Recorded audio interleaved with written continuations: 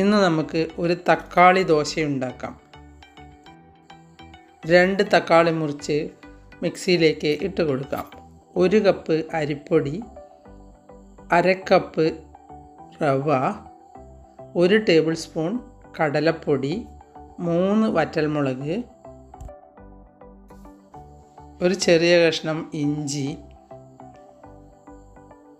1 നുള്ളി ജീരകം, 2 നുള്ളി മല്ലി, ആവശ്യത്തിന് ഉപ്പ്,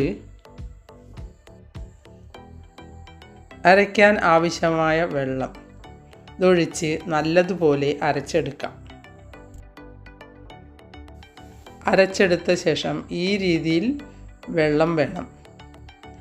ഇനി ഇത് ദോശക്കല്ലിലൊഴിച്ച് നമുക്കിത് ചുട്ടെടുക്കാം. ഏതാണ്ട് റവ ദോശ പോലെ തന്നെയാണ് വെള്ളം ഒഴിക്കേണ്ടത്.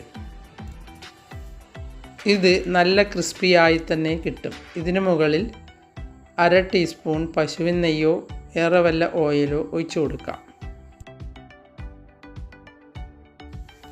ഇത് ശരിക്കും കറിയില്ലാതെ തന്നെ നമുക്ക് കഴിക്കാൻ പറ്റും.